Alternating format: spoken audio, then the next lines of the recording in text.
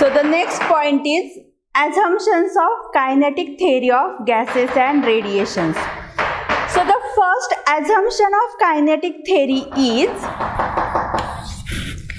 every gas consists of tiny particles, small particles known as molecules. So the first assumption is every gas consists of tiny particles called molecules.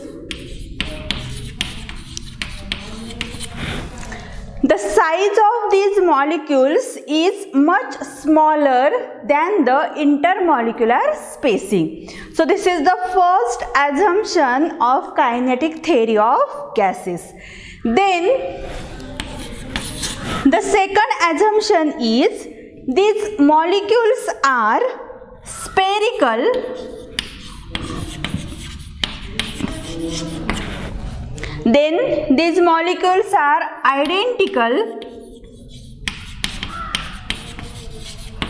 rigid, elastic,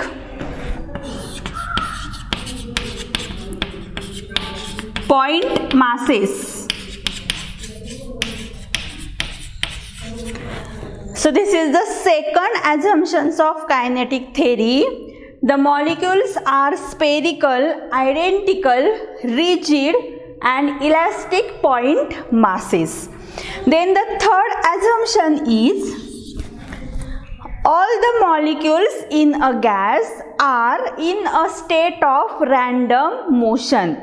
Means all molecules are moving randomly in the gas. So the third assumption is gas molecules are in a state of random motion. Then during the random motion, the molecules collide with each other. But during collision, there is no loss of energy of molecules, only the direction of motion of molecule is changes. So this is the third assumption of kinetic theory. Then fourth assumption is the number of collisions per unit volume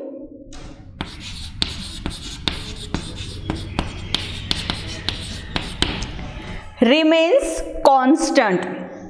That means in a gas, the total number of collisions per unit the volume remains constant. This is the fourth assumption of kinetic theory of gases. Then fifth assumption of kinetic theory is the time of collision is very small, or we can say the time of collision is negligible as compared to the total time required for a molecule to travel between successive collisions. So this time of collision is very small or negligible. Time of collision is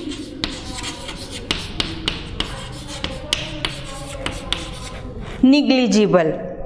And the sixth assumption of kinetic theory is, so in case of gas, it is enclosed in a container. So this gas has, we have studied here, number of molecules, number of small particles. So these particles are in random motion. So during random motion, the molecules collide with the wall of container. So molecules have momentum. This momentum is imparted on the wall of that vessel. So there is a pressure exerted by gas molecules. So we can say this is the sixth assumption of a kinetic theory of gases. So based on these 6 assumptions of kinetic theory, we can study the kinetic theory of gases and radiation.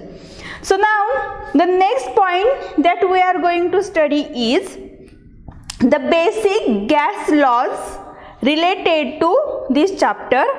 So the basic gas laws are depend on pressure, volume, temperature. Pressure, volume and temperature. When we are keeping one quantity constant, then we can have the relation between two another quantities and it gives us the gas laws. So the first gas law is Boyle's law. So in case of Boyle's law, it gives us volume which is inversely proportional to pressure at constant temperature. Volume is inversely proportional to pressure at constant temperature. Then second law is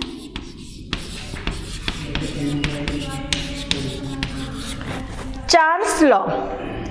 So in Charles law, volume is directly proportional to temperature at constant pressure. And third law is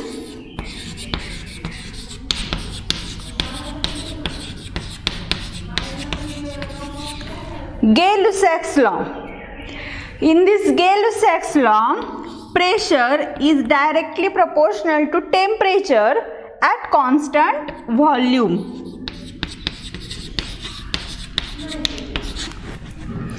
So by combining these three gas laws, we have the ideal gas equation. So the ideal gas equation is given by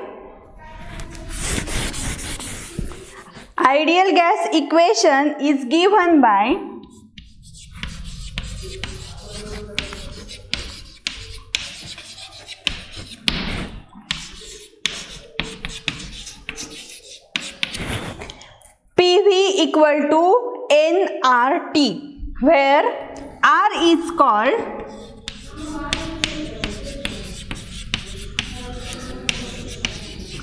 universal gas constant and the value of R is given by R equal to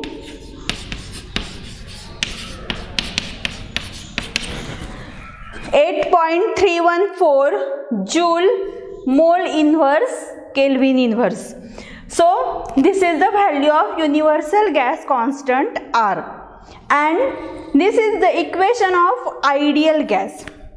Now we will study what is the difference between real gas and ideal gas. So the next point that we are going to study is the difference between real gas and ideal gas. So real gas is a gaseous compound that really exists in the environment. For example, or the first difference is real gas really exists in environment, and ideal gas is nothing but it is the hypothetical gas that does not really exist in the environment. It is a hypothetical gas.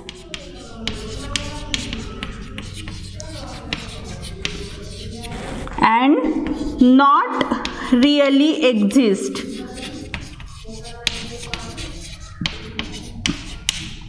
Not really exist in the environment. This is the main difference between real gas and ideal gas. Then second point of difference is, in case of real gas, there are intermolecular attraction forces. So in case of real gas, there are intermolecular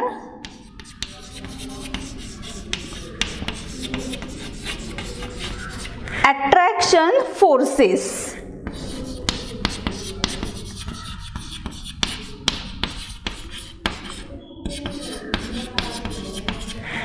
And in case of ideal gas, there are no intermolecular attraction forces in case of ideal gas.